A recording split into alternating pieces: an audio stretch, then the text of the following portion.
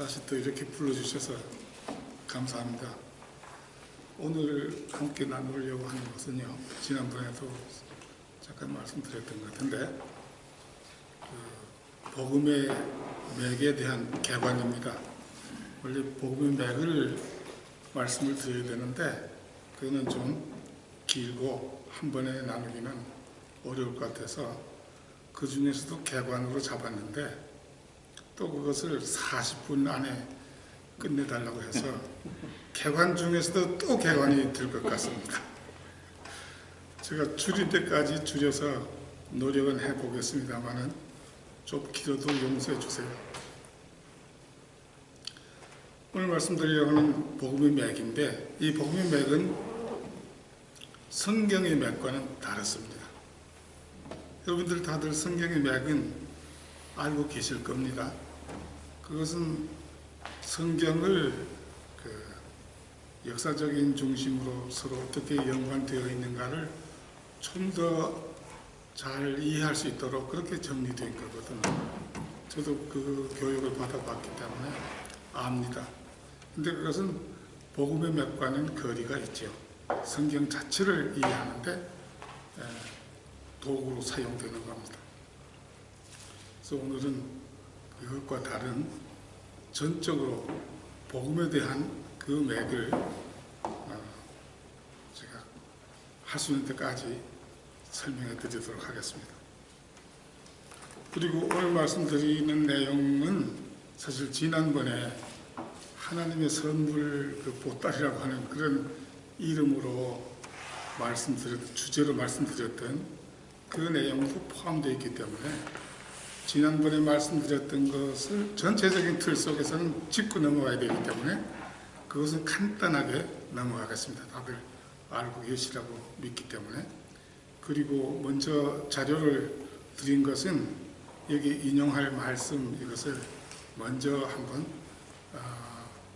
검토해 보시고 오시면 제가 간단하게 넘어가도 좀 이해가 되지 않을까 해서 그렇게 했습니다.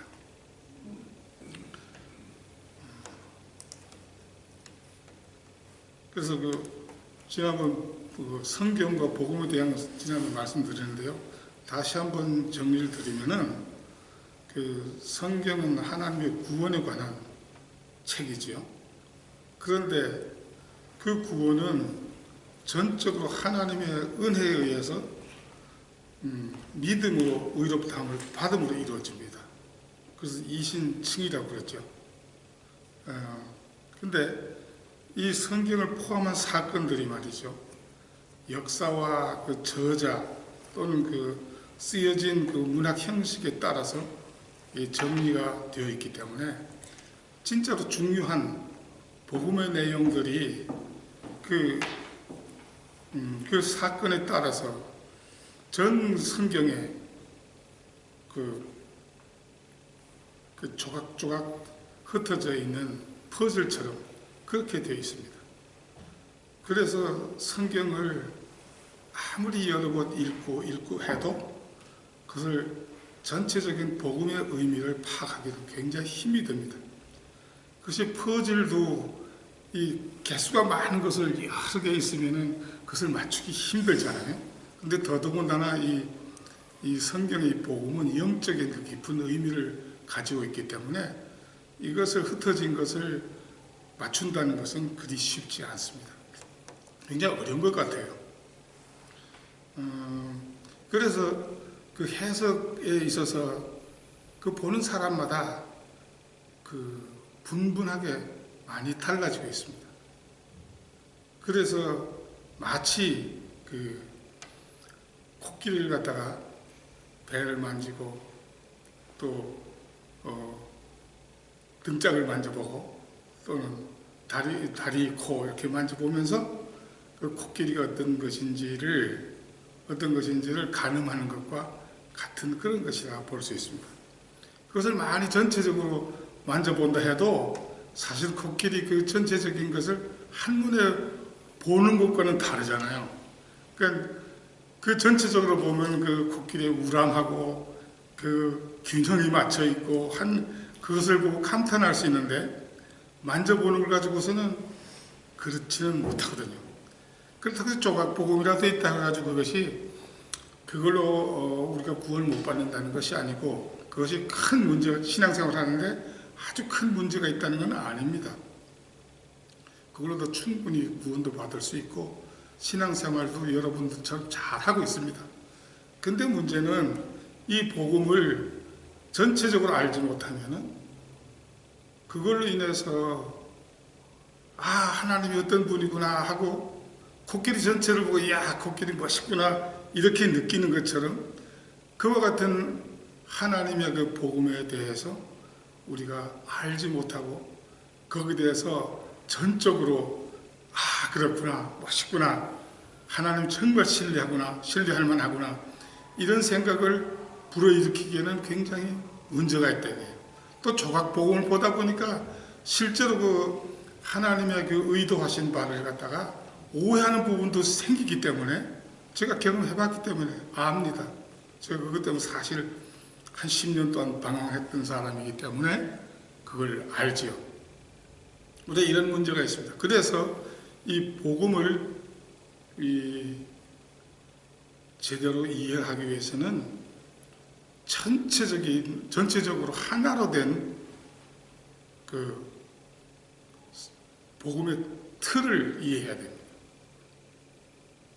그것을 봐야 그 속에 속해 있는 그 조각 그 내용들을 그게 맞춰서 이해할 수 있기 때문에 그렇습니다. 그런데 사실 이 성경은 성령에 의해서 쓰여진 것이기 때문에 우리에게 말씀하시려고 하는 이 복음이 사실 빠져 있을 리가 없습니다. 우리에게 필요한, 하나님이 보여주시려고 하는 그 복음은 머리서부터 발끝까지 사람으로 친다면 이것이 그 내용들이 하나도 빠진 것 없이 이 속에 다 있는데 다만 흩어져 있다는 거예요. 근데 왜 흩어 놓으셨을까? 지난번에 잠깐 말씀을 드렸는데, 제가 한번 생각해 봐도 이것은 복음이 워낙이 귀중하기 때문에 이것을 정말로 알고 싶고, 그래서 정말 찾으려고 하는 사람에게 알게 해주시는 것 같아요. 그냥 그것을 지식으로 그냥 알려고 한다거나, 물론 다 선의가 있겠지만은, 여간한 그 마음의 중심 이런 걸 갖기 전에는 이것을 찾기 어렵게 만들어 놓은 것 같아요.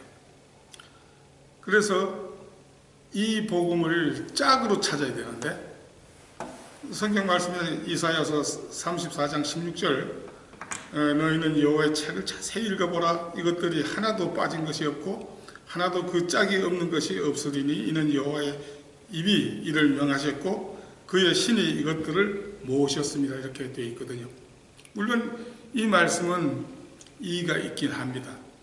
이것을 역사적인 콘텍스트로 보면은 이것은 그 암몬이죠. 암몬을 심판하기 위한 하나님의 징계 내용이거든요. 근데 사실은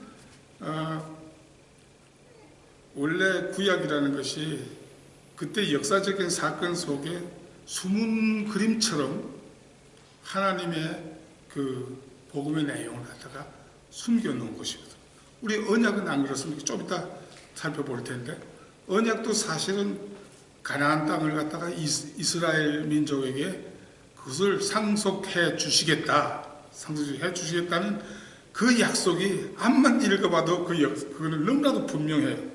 근데 그것이 그 가나안이 영적 가나안이라고 그렇게 우리는 이해를 하고 복음으로 받아들이잖아요. 언약의 그 본문으로 받아들인 것처럼 이것도 그럴 수밖에 없다고 생각합니다. 그렇지 않다, 이게 역시 또 틀렸다 할지라도 상관이 없습니다. 실제로 복음은 이 짝을 제대로 맞춰놓고 보면은 하나도 빠진 것 없이 우리가 이해하는데 충분한 내용으로 정리할 수 있기 때문입니다. 그런데 이것을 어떻게 맞출 수 있겠는가? 조금 전에 말씀드렸지만은 이 복음이 이 영적인 깊은 내용이 되다 보니까 이 조각을 어느 조각부터 임의의 조각부터 시작해서 거기에 짝을 맞춰서 나가면 전체적인 그림이 될 수도 있겠지만은 거의 불가능합니다. 이거는. 왜냐하면 그 어려운 영적인 내용 이런 것이 다 연관성을 찾아야 되기 때문에. 그런데 그렇지만 찾는 방법이 있는 걸 봤어요. 그것은 지난번에도 말씀드렸듯이 책에 보면은 저자의 서문이 있고 그 개요가 있단 말입니다. 거기 보면 전체적인 틀을 알 수가 있죠. 이 성경이 그렇게 되어 있어요. 성경에는 하나님의 그 틀이 있는데 이것을 짝으로 맞춰봐야 됩니다. 짝으로 맞춰봐야 되는데 이 짝으로 맞춘다는 게 뭐냐면은 수직적인 짝이 있고 수평적인 짝이 있습니다. 수직적이라는 얘기는 그 복음이 흐름에 있어서 선후관계로 연결되는 이런 내용이 이제 수직이라 말할 수 있고, 수평적인 것은 같은 복음적인 내용인데 이게 워낙에 영적으로 좀 깊은 의미를 담고 있기 때문에 이렇게도 설명이 할 수 있고 저렇게도 설명하고 여러 방면으로 설명을 해서, 그러니까 보는 관점에 따라서 조금씩 다르게 표현하고 있어요. 이것을 조각조각 떨어져 있다 보니까 우리가 보통 그것을 다르게 별도로 이해를 하고 있어서 전체적인 이 감을 못 잡고 있는 것이 있어요. 그래서 이 두 가지를 다 맞춰야 되거든요. 이것을 맞추는 데 있어서 조금 전에 말씀드린 것처럼 서문에 해당하는 거라든가 또 개요라든가 이런 것을 찾아야 되는데, 복음에서는 하나님이 계획하신 그 계획이 있다. 이걸 갖다 기본 계획을 생각할 수가 있지요. 그리고 또 하나 있어요. 그것을 이루시기 위해서 언약이 있어요. 이 언약 이 두 가지가 어떻게 보면 가장 큰 그 줄기가 되겠어요.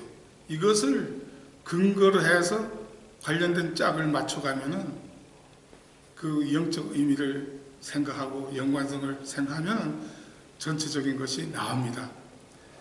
근데 이것은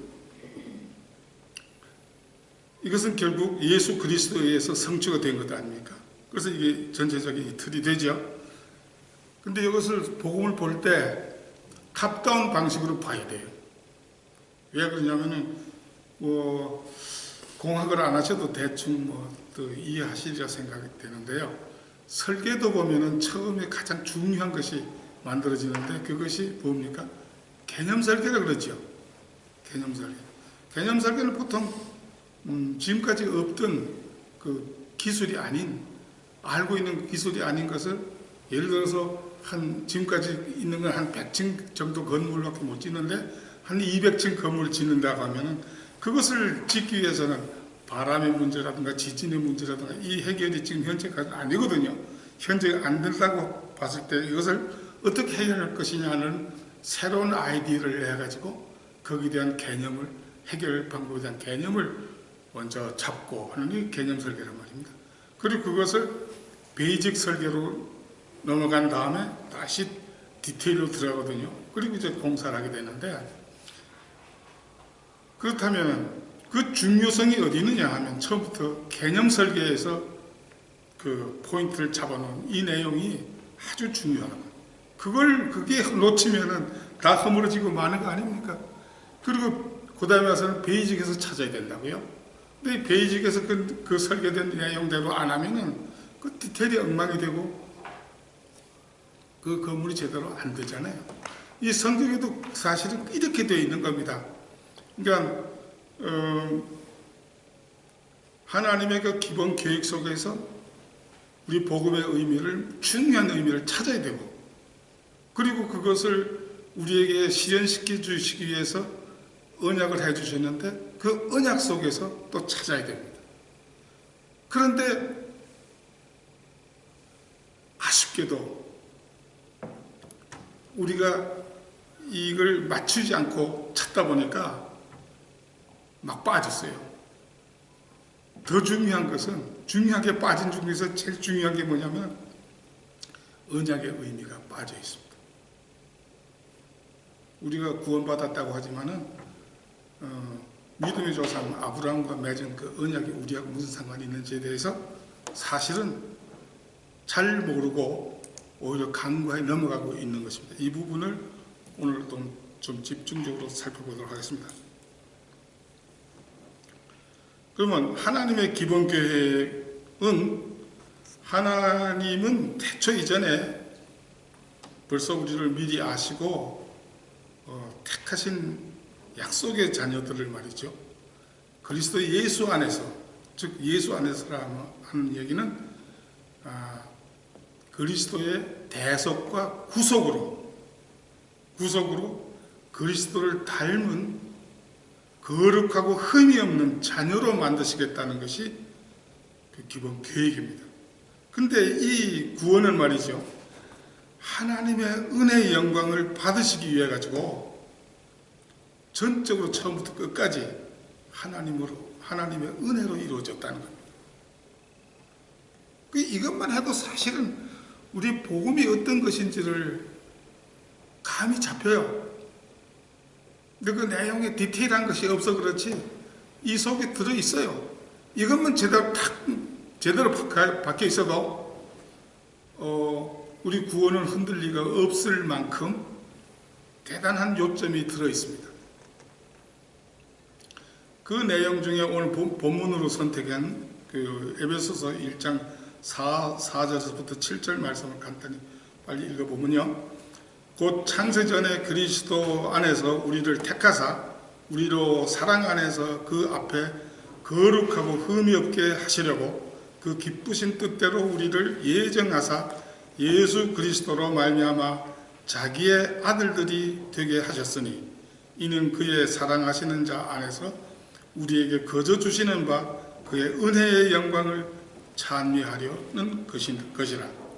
우리가 그리스도 안에서 그의 은혜의 풍성함을 따라 그의 피로 말미암아 구속 곧 죄사함을 받았으니, 이렇게 말씀하고 있는데 정말 엄청난 말씀입니다. 이 에베소서.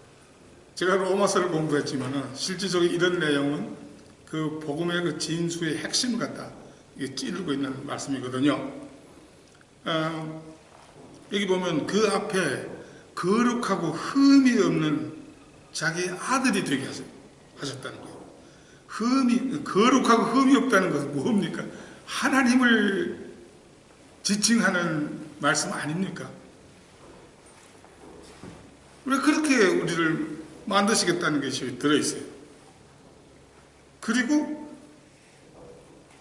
한번 정하시면 변개함이 없으신 그 하나님, 모든 것을 아시는, 될 일까지 아시는 그 하나님이 한번 정하시면은 변경하심이 없잖아요. 그 계획을. 그 하나님이 기뻐하셔서 예정하신 거예요. 그리고 그리스도를 말미암아 자기 아들이 되게 하셨다. 그리스도를 닮은 자기 아들 되겠다는 거. 그렇죠?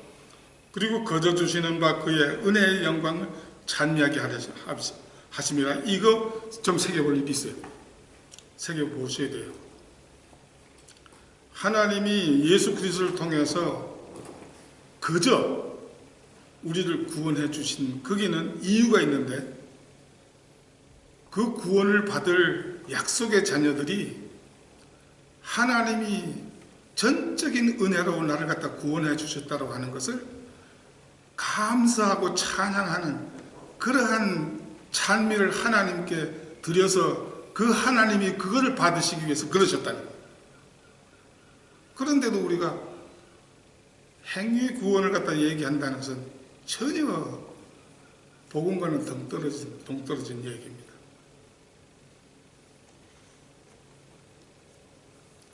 그리고 사도행전 4장 12절에 또 중요한 말씀이 있는데, 다른 이로서는 구원을 얻을 수 없나니 천하 인간의 구원 얻을 만한 다른 이름을 주신 적이 없다고 그랬죠.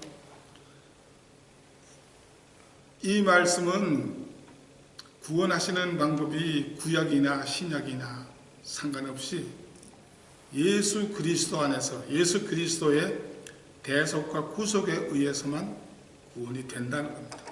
근데 그 조건이 이제 좀 달라서 우리가 좀 오해하는 부분들이 많은데, 왜? 예수님의 그 대속은 신약 시대에 와서 이루어졌거든요. 그것을 또 이해를 하셔야 돼요. 그리고 이와 같은 기본 교육 속에서 우리가 확인해야 할 사항은 구원받을 약속의 자녀는 태초 이전에 하나님이 정하셨다는 거예요. 우리가 조금 전에 읽은 그 본문 내용을 그것만 보고 그냥 슬쩍 넘어가면 아 이런 것도 있었네 하고 그냥 넘어가기 때문에 그 중요성을 놓치고 그냥 넘어가 버리는 거예요. 아 이런 거 있었다 이러고 또 딴 것도 보고 이러냐고 이것은 잊어버리고 또 딴 이렇게 되거든요. 근데 이걸 그래서 하나의 그림이 중요하다는 거예요. 신구약을 막론하고 구원은 그리스도 안에서 즉 대속과 구속으로 이루어진다는 거죠. 그리고 구원은 그리스도를 닮은 거룩하고 흠이 없는 하나님의 자녀가 되는 것이라는 거죠. 그리고 구원은 하나님이 은혜의 영광을 받으시기 위해 거저 주시는 선물이라는 것을 정리할 수 있습니다. 그러면 그 다음에 제 언약, 이것도 지난번에 말씀드렸던 내용인데 조금 짚고 넘어가야 될 것 같아요. 창세기 17장 8절에서 11절 가지고 계신 분 좀 읽어보실랍니까? 내가 너와 후손에게 너희 우관의 땅 곧 가나안의 일경으로 주어 영원한 기업이 되게 하고 나는 그들이 하나님이 되리라.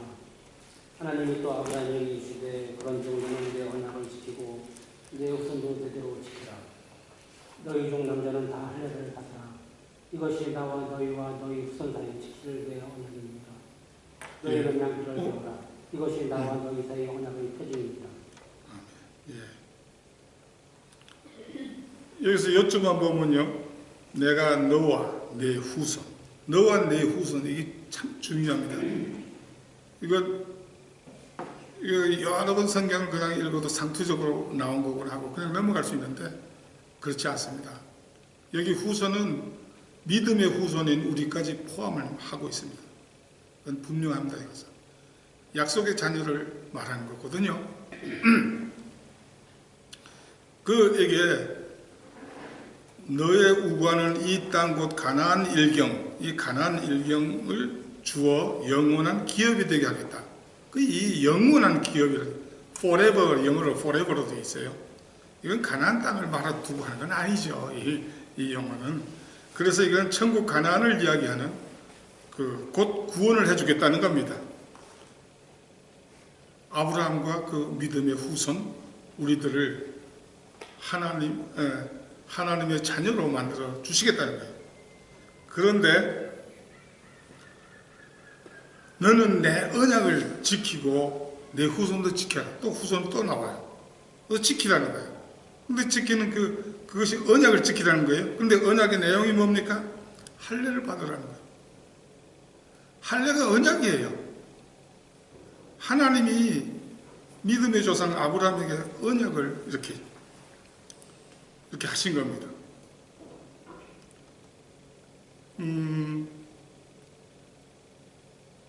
그리고 이것은 나와 너희 사이의 언약의 표징이라고 그랬어요. 언약의 표징이, 이 할례가 언약의 표징인 동시에 언약 자체예요. 근데 언약의 표징인 할례가 유일한 구원의 조건으로 나오고 있습니다. 그죠? 이 하나님의 언약의 본문 속에 이 할례의 조건이 어디 있습니까? 즉, 할례만 받으면 구원해 주시겠다는 거예요. 근데 이걸 너무 가볍게 쉽게 그냥 넘어갔어요. 조금 뛰어서 설명을 좀 드릴 텐데, 이것이 구원의 조건이 된다는 것은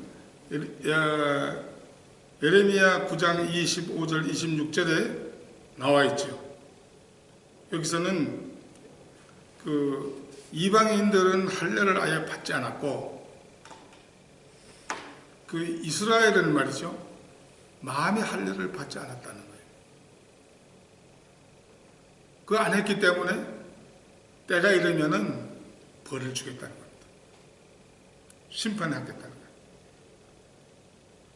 그 이방인들이 할례조차도 안 받았다, 육적인 할례조차도 안 받았다는 이야기는 마음의 할례는 고사하고 육적인 할례도 안 받았다는 이야기고, 이스라엘 백성들은 육적인 할례는 받았는데 마음의 할례를 안 받았다. 이게 할례의 의미가 이게 또 들어있는 거거든요. 그리고 이 언약의 표징인 이 할례 속에는 언약을 이루는 방법이 들어있습니다. 지난번에도 말씀드린 걸 다시 정리하면은 그 모세와 그 율법 언약을 세울 때 동물의 피를 뿌려서 세웠어요. 그리고 그 동물의 피에 의해서 이스라엘 백성들의 죄를 깨끗하게 용서를 받고 일시적이나마 그 성소에 들어가고 하나님 앞에 나갈 수 있는 그런 것을 허락해 주셨어요. 그러니까 이 동물의 피가 이 언약의 표징이었었는데 그 속에 그 언약에 대한 이루는 방법이 들어있다는 얘기예요. 그리고 또 더더군다나 예수님이 이 아브라함과의 언약을 이루어 주시기 위해서 그 이루어 주시겠다라고 하는 그 자체를 갖다가 언약으로 세우셨어요. 그것이 새 언약이거든요. 아시다시피 포도주를 통해서 자기 피로 언약을 세운 거예요. 그리고 그 자기 피로, 즉 십자가에서 죽으시고 다시 살아나시는 그것을 상징하는 그 피로 그 언약을 이루어 주신 거예요. 그러니까 이 성경에서는 언약의 표징, 이 속에는 그 언약을 이루는 방법이 들어있는 겁니다. 그래서 이 할례 속에는 언약을 이루는 방법이 들어있는데, 좀 전에 말씀드렸다시피 이미 마음의 할례가 그 할례가 지칭하는 영적인 의미인 마음의 할례가 곧 그 언약을 이루는 하나님의 방법이라는 거예요. 근데 그 방법은 결국 그 언약을 이룬다는 게 뭡니까? 믿음의 조상 아브라함이 믿음으로 의롭다함을 먼저 받고 그리고 이 언약을 주신 거거든요.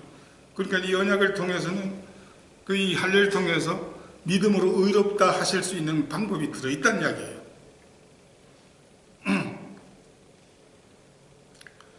그러면 이 할례의 영적인 의미 다시 한번 정리하면 워낙 중요한 거니까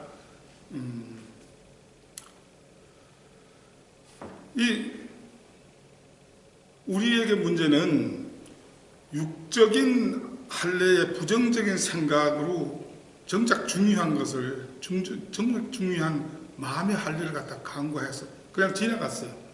왜 이걸 그냥 지나갔느냐 하면 육적인 할례 이걸 갖다가 포경 수술 정도 진짜 생각하고 이스라엘 백성들이 자기 할례 민족이라고 의시되고 폼 잡고 그걸로 구원받았다고 하는 거 우리는 뭐 그런 것이 다 있어 하고 그걸 그래서 우습게 여기고 그 육적인 할례 그 부정적인 이거 이미지 때문에 마음의 할례를 놓쳐버렸어요.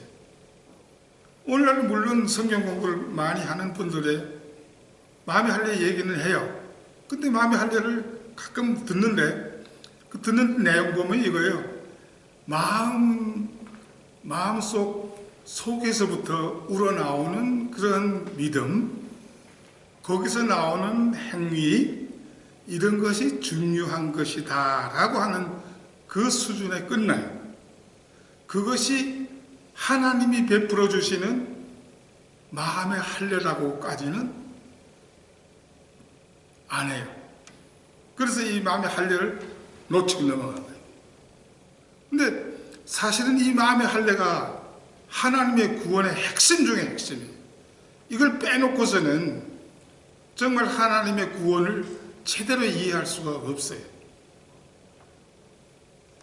그래서 여기 보면은 예레미야 4장 4절에 보면은 이게 나오죠. 마음 가죽을 베고 하고 나왔어요. 마음 가죽을 베라. 마음 가죽을 베라는 거예요. 마음 가죽을 베면 뭐가 나올까요? 그 가죽 속에 있는 그 마음이 나오겠죠. 속마음이 드러나겠죠. 자, 그러면 속마음이 뭡니까? 신명기 30장 6절에 이게 마음의 할례에 대한 대표적인 이 구절이에요. 네 하나님 여호와께서 네 마음과 네 자손의 마음에 할례를 베푸사 너로 마음을 다하며 성품을 다하여 네 하나님 여호와를 사랑하게 하사 너로 생명을 얻게 하실 것이며 이렇게 나옵니다. 자, 마음의 할례는 우리의 그 속마음, 그 이 심령을 갖다가 근본적으로 온전히 바뀌어 주신 이거거든요. 이렇게 해 주신 것이 마음의 할례라는 거예요.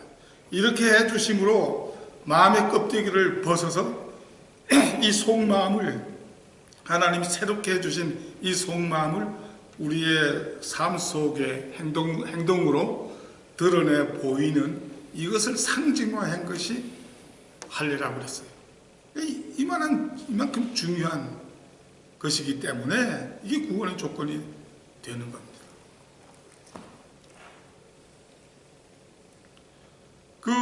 그 내용을 보면은 신약 성경에 아주 잘 나와 있어요. 골로새서 3장 9절을 보면은 옛사람과 그 행위를 벗어버리고 그랬어요. 옛사람이 뭐예요?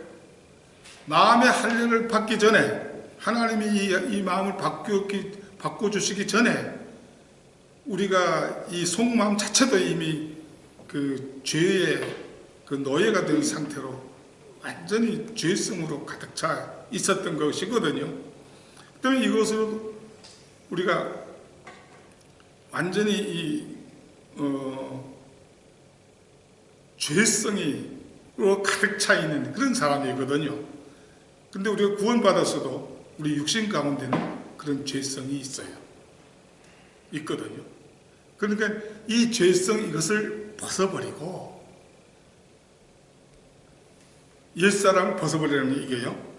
그리고 진리의 거룩함으로 지으심을 받은 새 사람을 입으라. 이것이 세례로 새롭게 된 이 속사람이 이 모습을 밖으로 드러내는 행동하라. 이것이 에베소서 4장 24절의 말씀입니다.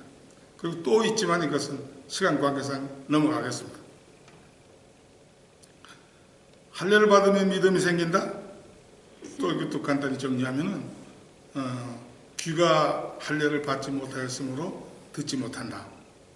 그리고 로마서 10장 17절에 믿음은 들음에서 나며 들음은 그리스도의 말씀으로 말미암았느니라. 이런 말씀을 통해서도 이 마음의 할례를 받지 않고서는 하나님의 말씀을 들을 수 없기 때문에 믿을 수가 없습니다.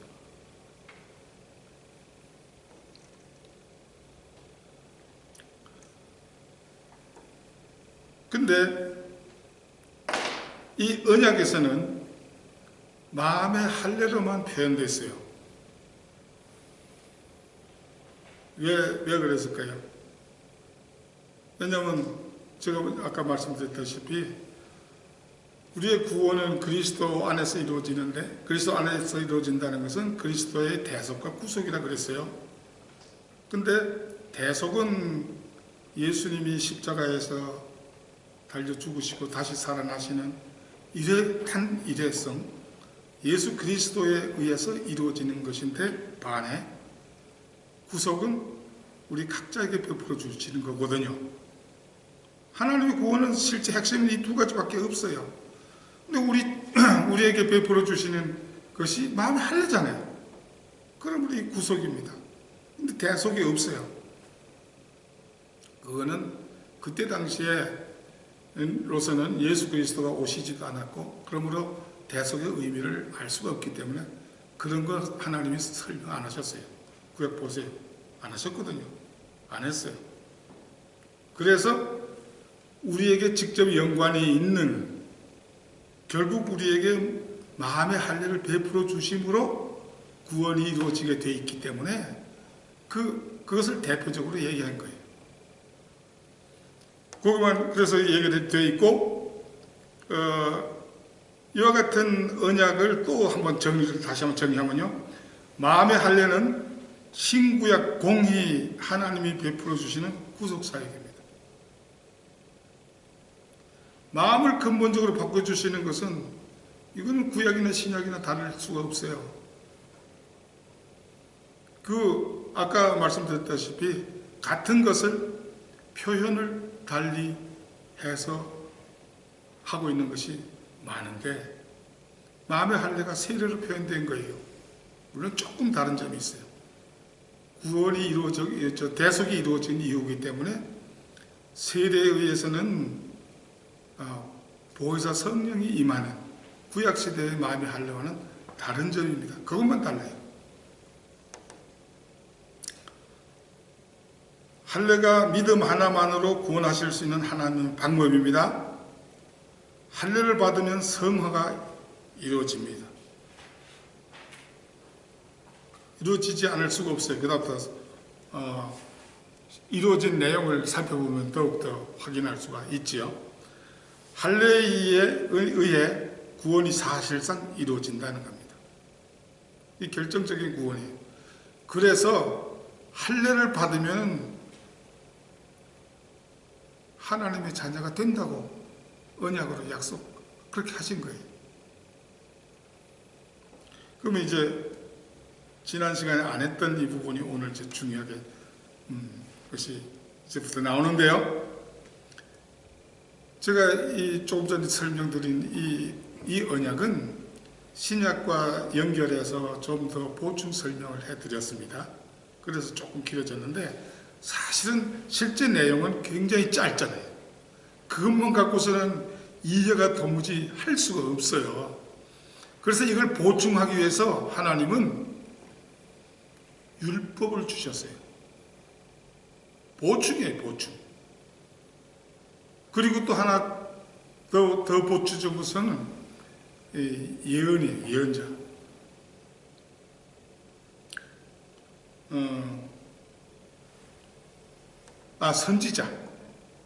선지자 이 둘에 의해서 보충했어요. 근데 그 선지자에 대한 그 보충은 이미 신명기 30장 6절이라든가 이런 것으로 이미 보충해 드린 겁니다. 설명해 드린 거고, 율법에 대해서 좀 더 말씀드릴 텐데, 이 율법을 통해서 이 언약을 보충하는 목적으로 이스라엘이라는 나라를 갖다가 선민으로 선택하셨어요. 이 부분도 상당히 굉장히 오해를 많이 하고 있는 부분이거든요.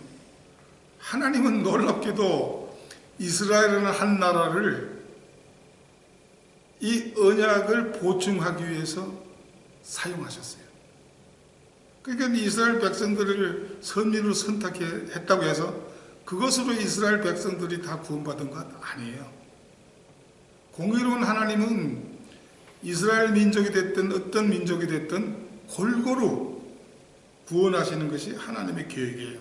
그렇기 때문에 이스라엘 이 선민이라고 해도 구원받은 사람은 아브라함과 이삭과 야곱처럼 하나님이 특별히 선택한 태초 이전에 이미 선택된 그 사람들만 선택받는 것이 대부분의 다른 사람들은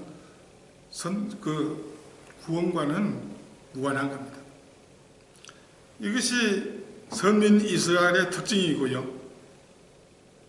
바로 이 이스라엘을 통해서 우리 구원 방법, 즉 언약을 내용을 갖다 보여주기 위해서 하나님이 그 주변 국가의 그 다른 왕처럼 왕이 되시고 그 나라를 통치하셔서 직접. 그러니까 이스라엘 백성들이 선민이라고 해가지고 다른 나라 백성들 비해서 뭐 도덕적으로 더 착하다든가 뭐 뛰어난 것은 없다고요. 그냥 똑같은 죄인이에요. 근데 이 죄인들을 하나님이 다른 그 국가처럼 다스리다 보니까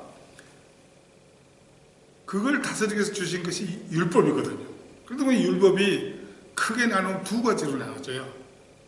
하나는 사회적인 질서를, 다른 나라처럼 사회적인 질서를 다스리기 위한 법이 있고, 이것은 우리의 구원과는 직접적인 관계는 없지만 그 하나님의 속성이 그 속에 있기 때문에 구원의 의미를 이해하는 데는 많은 도움이 되죠.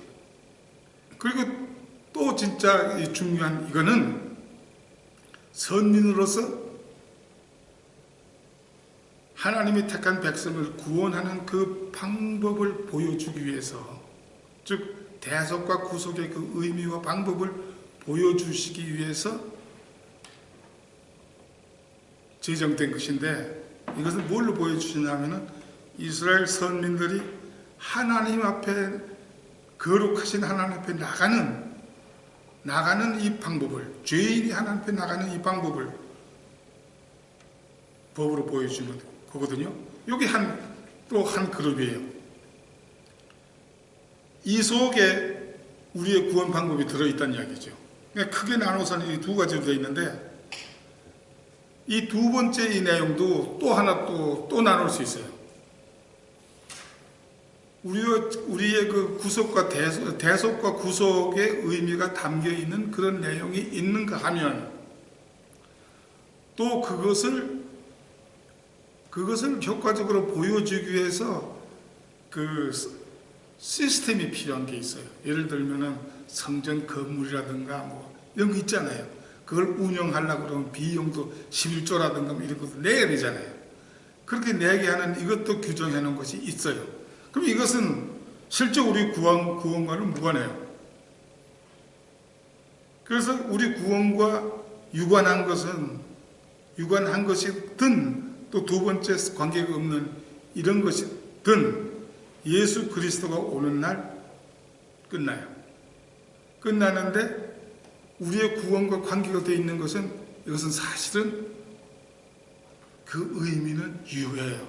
왜? 예수 그리스도에 의해서 진짜 그 구원하는 방법이 드러났고 구원이 확실하게 완전하게 이루어졌기 때문에 그 그림자처럼 계시됐던 그 법의 내용이 확실하게 살아났거든요. 그래서 그것을 오히려 굳게 하는 효과가 있다, 이렇게 표현하고 있는 거죠. 그래서 이 대속과 구속, 이걸 갖다 뭘로 표현했냐면, 우선 그 대속과 구속이라는 그것을, 그리스도 안에서 이루어지는 것이 대속과 구속이라는 것을 에베소서 1장 7절에 잘 나와 있어요. 우리가 그리스도 안에서 그의 은혜의 풍성함을 따라 그의 피로 말미암아 구속 곧 죄상을 받았다, 이렇게 되어 있거든요. 그리스도 안에서 이루어지는 것이 그의 피가 뭡니까? 대속이잖아요. 대속이거든요. 그리고 그 대속의 근거에서 구속받았다는 거예요.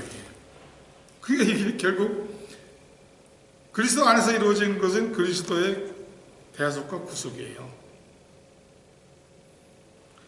근데 이 대속과 구속의 의미를 조금 헷갈리지 않게 위해서 좀 말씀 좀 드려야 되는데, 그리스도의 대속과 구속은 사실은 하나거든요. 예수 그리스도가 죽으시고 부활하신 이 대속은 우리를 구속하기 위해서 하신 것이고, 그러니까 이 개념이 하나예요. 그리고 구속은 이 대속이 없이는 이루어질 수 없는 거예요. 그러니까 대속 자체가 이 구속의 의미를 담고 있어요. 그래서 이 부분 두 개가 참 나누기가 어렵게 되어 있는 그런 표현이 많아요. 그런데 우리는 이해하기 위해서 나눠서 해야 돼요. 우리 구속의 의미는 결국 대속에 있는 거거든요. 그러니까 이 둘로 나눠야 돼요. 내가 구속을 받은 것은 대속의 의미를 알면은 나에게 이루어진 이 구속의 의미가 뭔지 알게 된다. 그러니까 이 의미는 결국 예수 그리스도의 대속은 속정 개념까지 조금 확정해서 해석하면은 더 의미가 확실해져요. 즉, 나를 갖다 구원하시기 위해서 나의 몸값으로 예수 그리스도가 지불이 됐어요. 내 몸값이에요. 그러니까 그 몸값을 보면은 하나님 앞에 내 값이 나오는 거죠. 그러니까 내가 하나님의 아들인 거예요. 이런 거거든요. 대속과 구속의 차이는 이 의미는 이렇게 간단히 정리할 수 있는데, 이게 구약에서 우리 중요한 몇 가지를 보면요, 제사 규례를 보면 번제, 소제, 화제, 속죄제, 속건제 이렇게 5가지 제사가 있어요. 근데 이 번제와 소제와 화목제는 우리의 그 죄나 이것과 전혀 상관이 없는 그런 제사예요. 하나님을 기쁘시게 하고 하나님 앞에 헌신하는 이런 내용이 들어있어요.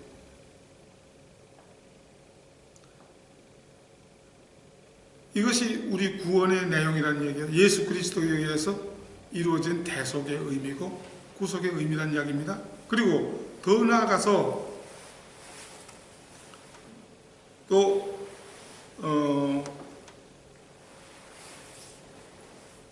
규례가 있죠. 규례. 정결 규례 있잖아요.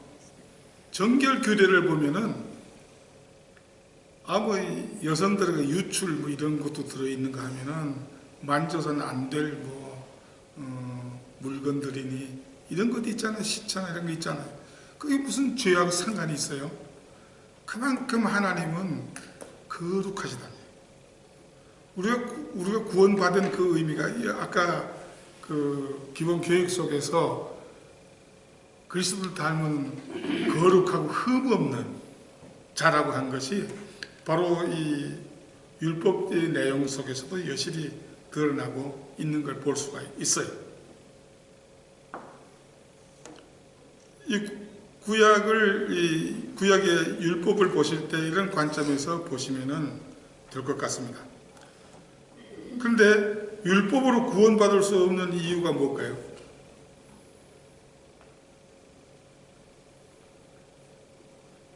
가장 중요한 의미 하나만 든다면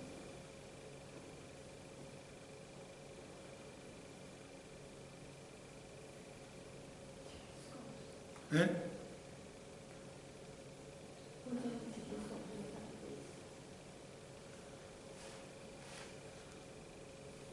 이 율법에 의해서 제사를 드리고 뭐 정결의식을 행하고 절기를 지키고 해도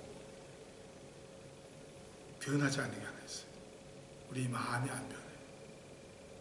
아까 이미 말씀드렸다시피 우리의 행위는 이 마음속 깊은 데서부터 나와요. 근데 이것이 바뀌어지지 않고서는 아무리 제사 드리고 해도 그 속에서 나오는 죄성 때문에 죄를 또 지을 수밖에 없어요. 그래서 구약은 제사를 아무리 드려도 또 죄를 지을 수밖에 없기 때문에 또 같은 제사를 드려야 돼요. 그래서 이 율법으로는 구원받을 수가 없어요. 그런데 이 율법으로는 특히 그런 제사 이런 걸 드림으로써 깨끗하게 될 수 있는 것처럼 표현하고 있거든요. 그러니까 이스라엘 백성들은 그걸 했기 때문에 구원받는다라고 생각을 한 거죠. 근데 여기에 비해서 마음의 할례는 이 자체가 근본적으로 예수 그리스도를 닮은 거룩한 전혀 깨끗한 흠이 없는 그런 속사람으로 만들어지는 것이기 때문에 한 번에 끝난 거예요. 다시는 죄에 대해서 얽매이지 않아요. 다시는 거기서 나오는 고의적인 마음으로 죄를 지을 수가 없는 그런 상태가 되어 있고, 그래서 하나님은 그 사람의 죄에 대해서는 완전히 덮어버리셨어요. 죄를 죄로 여기지도 않으신다고 하셨어요. 그건 정말이에요. 그걸 믿으셔야 돼요.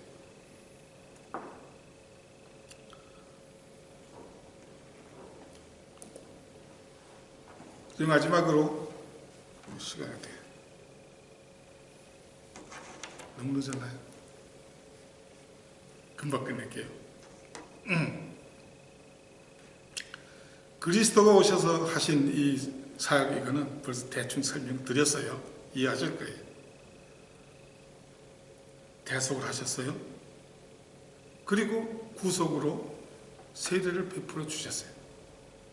이게 예수님이 오셔서 하신 일이에요. 근데 정말로 중요하게 하신 일은 대속이에요. 이 구속은 이미 구약시대에서부터 마음의 할례를 하나님이 베풀어 주셨어요.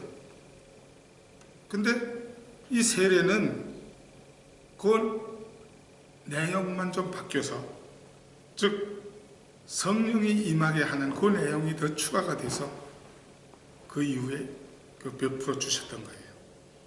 그러니까 이 언약을 이루시기 위해서 하신 가장 중요한 것은 대속이에요. 대속으로다가 구약에 이루어 주신 그 마음의 할례를, 대속이 없었던 구약 시대에 그것을 보충시켜 주셔서 그걸 완성시켜 주신 거예요. 그러니까 마음의 할례의 완성된 모습이 세례라고 보면 돼요.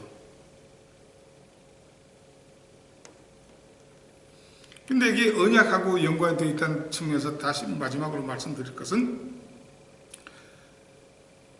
그리스도가 할례 수종자로 오셨다는 거예요.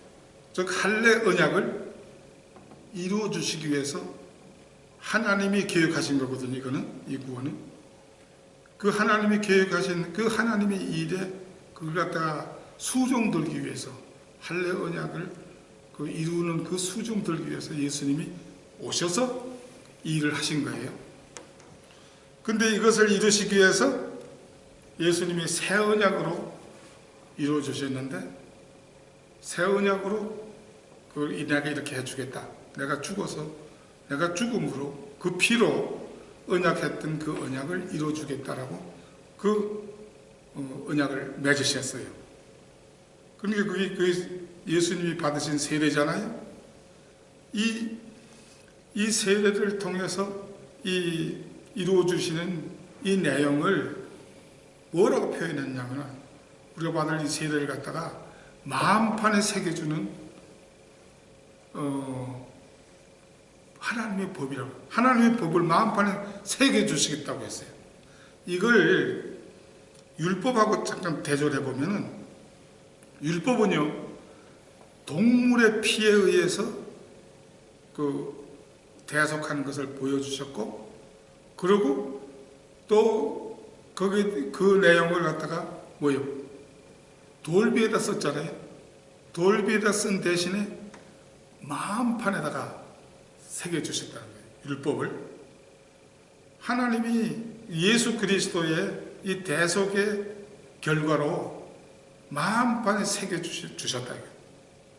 즉 이 마음 자체가 율법을 전적으로 공감하고 그 율법을 이루고자 하는 그 마음이 있고 하나님을 사랑하는 그런 마음으로 바꿔주셨다는 거예요. 그래서 또 보면은 너는 편지라고 되어 있는 데가 있지요. 고린도후서 3장 3절, 너희는 우리로 말미암아 나타난 그리스도의 편지니 이는 먹으로 쓴 것이 아니요 오직 살아계신 하나님의 영으로 한 것이며 또 돌비에 쓴 것이 아니요 너희 육에 신비한 것이라. 이렇게 되어 있어요. 이 편지라고 한 거, 우리 속에 이 속에 편지를 써놓으셨는데, 이거 이대로 살면은 하나님의 메시지가 우리 행위를 통해서 드러난다는 그런 뜻이 아니겠습니까? 그죠? 그리고 이런 자에게는, 이렇게 구원받은 자에게는 성령의 인도하심을 따라 삶으로 진짜로 그 율법의 요구가 이루어진다.